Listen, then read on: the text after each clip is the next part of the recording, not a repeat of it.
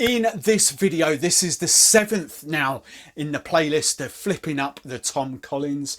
I haven't got a name for this one, but I'm just going to call this the GinTing Collins. If you know what flavours GinTing are, I'll tell you, mango, passion fruit and elderflower, you're going to want this. Stay tuned. So the 7th video now, all about giving you guys some simple, love this word, ginspiration at home. We're taking one of the world's most famous, most popular, most ordered gin cocktails.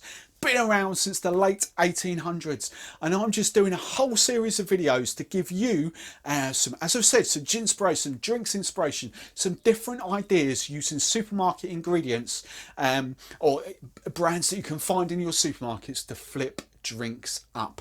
Very simple 4-ingredient cocktail. Doesn't need to get any more complicated than that, but there's so many different drinks you can make with it, hundreds of thousands, and that is not an exaggeration either. So this one I'm going to focus on GinTing. As always, it's going to get served up in a highball, and I'm going to make it in a cocktail shaker. You don't need to, you can make it straight into your highball glass, but I'll explain why I do it in that in a second. So in this recipe, the two things that I'm flipping, again, I'm keeping the lemon and the sugar the same, easy as.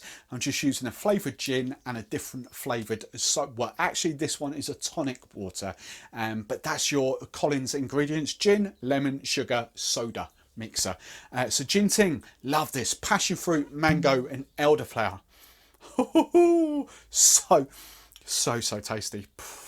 The hen parties absolutely love this for making dip these on hen parties. Amazing. 50ml. And then as we're keeping this the same, I'm going 25ml of freshly squeezed lemon juice. And then I just want normal plain sugar, 15ml, 1.5.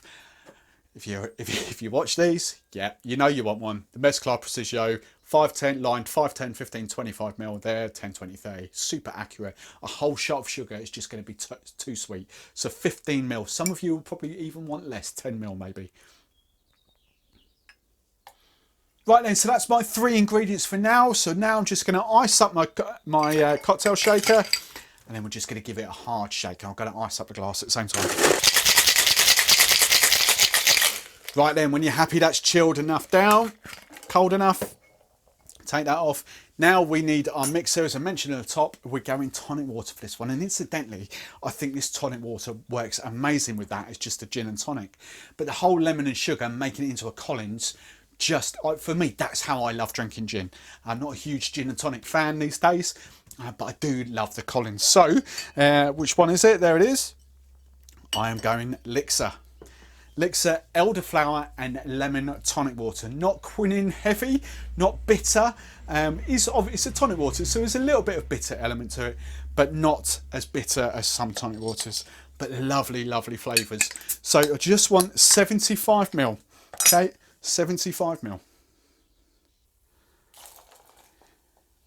And as you've probably gathered, the whole reason I make it in a cocktail shaker is so I can add my mixer, my soda to the shaker, because it saves that extra step of stirring. Once you've put both the cocktail and the mixer in there, you've then got to stir.